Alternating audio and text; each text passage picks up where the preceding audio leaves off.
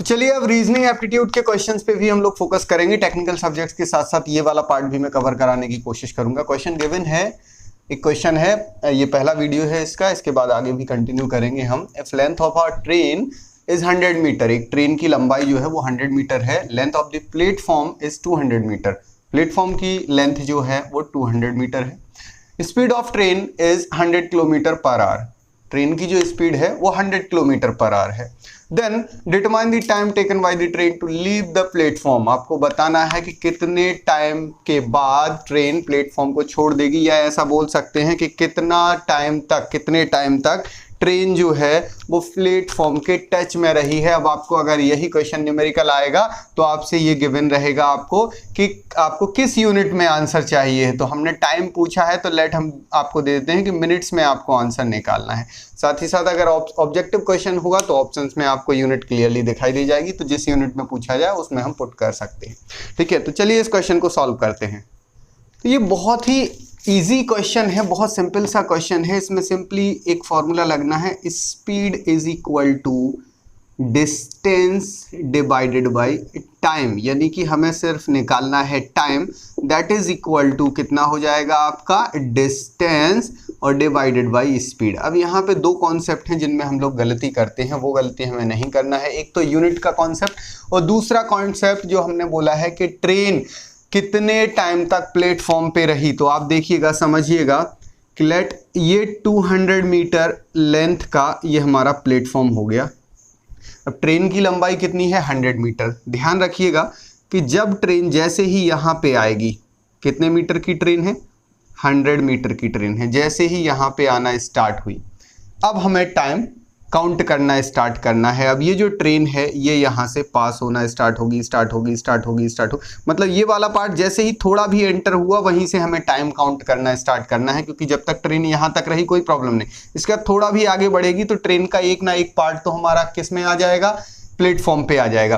तो यहाँ से हमें टाइमिंग स्टार्ट करना है, ध्यान रखना। अब इसके बाद ट्रेन आगे बढ़ी, जब ट्रेन यहाँ तक पहुँच जाएगी, कितने तक पहुंच जाएगी, ट्रेन की लेंथ कितनी है 100 मीटर, मतलब ऑब्वियसली कि जब ये लास्ट वाला जो बोगी है वो यहाँ पे टच करेगा जहाँ पे प्लेटफॉर्म ख़त्म हो रहा है, तो ये पहला वाला बोगी जो होगा वो कहाँ होगा, लगभग सेंटर पे होगा।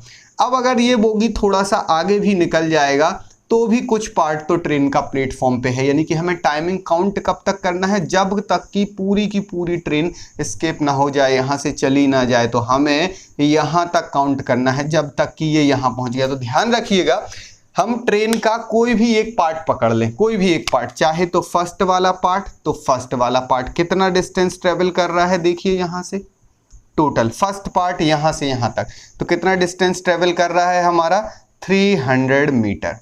चाहे आप लास्ट पार्ट देख लीजिए, लास्ट पार्ट देखिए, ये जब यहाँ था यहाँ से हमने टाइम काउंट स्टार्ट किया था काउंट करना, और अभी लास्ट पार्ट कहाँ पहुँच गया है यहाँ। तो ये भी देखिए 200 ये और 100 ये, तो 300 मीटर। मतलब सबसे इंपॉर्टेंट आपको यही है कि आपको ये पता करना है कि टोटल डिस्टेंस कितनी ट्रेवल हो रही है जबकि क्या हो जा रहा है, जबकि ट्रेन प्लेटफॉर्म को छोड़ दे रही है।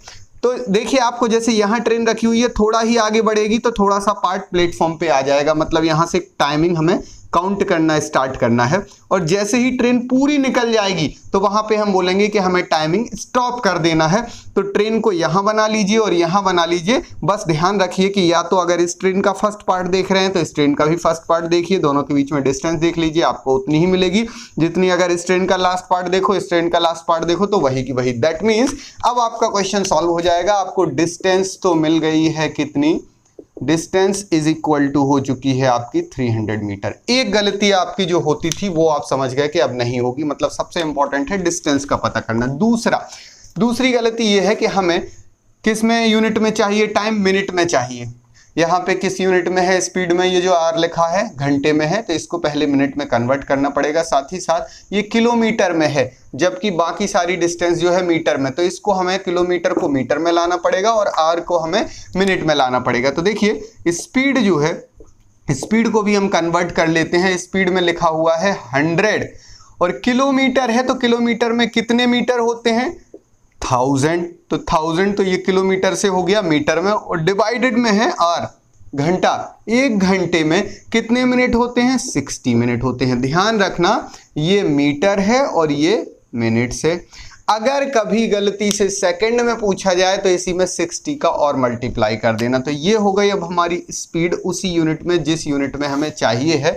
तो अब देखिए आपका टाइम इज इक्वल टू क्या हो जाएगा, डिस्टेंस कितनी है 300 मीटर डिवाइडेड बाय स्पीड कितनी है 100 into 1000 metre divided by 60 minutes. ये देखिए मीटर से मीटर आपका कैंसिल हो जाएगा और यहां से हम देखेंगे कि टाइम इज इक्वल टू कितना 300 इंटू 60 डिवाइडेड बाय कितना हो जाएगा ये 50 और ये किस में आ जाएगा मिनट्स में आ जाएगा क्योंकि मिनट्स आपके ऊपर पहुंच जाएंगे। अब यहां से देखिए 1 0 2 0 3 0 तो ये 3 0 कैंसिल हो गया। कितना आ जाएगा 3 into 6 18 divided by 100 that is equal to 0.18 minute. और अगर इसी में सेकंड में पूछा जाए तो आप इंटू 60 और कर दीजिए यहीं पे। अगर क्वेश्चन सेकंड में होता, अभी तो मिनट में ही था क्वेश्चन, तो ये आपका आंसर आ गया कि 0.18 मिनट लगेंगे और इतने मिनट में प्लेटफॉर्म को ट्रेन छोड़ देगी। ध्यान रखना क्वेश्चन में ये जरूर गिवन होगा कि स्पीड इज कांस्टेंट, और अगर कभी नहीं गिवन है और कोई इंस्ट्रक्शन नहीं गिवन है तो आपको एज्यूम करना है कि स्पीड जो है वो कांस्टेंट है। तो इस टाइप के क्वेश्चंस हम लोग कराएंगे और आगे भी हम क्वेश्चन लेके आएंगे। हमारे वीडियोस अगर आपको पसंद आ रहे हैं तो इनको लाइक जरूर कीजिए क्योंकि आपके लाइक ही हैं जो मोटिवेट करते हैं ज़्यादा से ज़्यादा वीडियो बनाने के लिए। अगर आपको लगता है हमारे वीडियोस नॉलेजेबल है तो इनको बाकी लोगों के साथ शेयर कीजिए, इससे बाकी लोग भी इससे फायदा उठा सकें। कभी भी रैंडम वीडियो मत देखिए क्योंकि हर वीडियो में पुराने वीडियो के लॉजिक रहते हैं। ये मैं टेक्निकल सब्जेक्ट्स के लिए बोलता हूं क्योंकि टेक्निकल सब्जेक्ट के भी बहुत सारे वीडियोस डले हुए हैं। अभी ये रीजनिंग एप्टीट्यूड का तो पहला ही वीडियो स्टार्ट हुआ है, तो इसमें आगे जब वीडियोस आएंगे तो पुराने वीडियोस के कॉन्सेप्ट काम आएंगे। तो चैनल को सब्सक्राइब जरूर कर लीजिए और जितना ज़्यादा से ज़्यादा हो सके बाकी लोगों के साथ शेयर कर दीजिए जिससे बाकी लोग भी इससे फायदा उठा सकें। और लाइक बिल्कुल कर दीजिए, लाइक करना मत भूलिए। Thank you so much.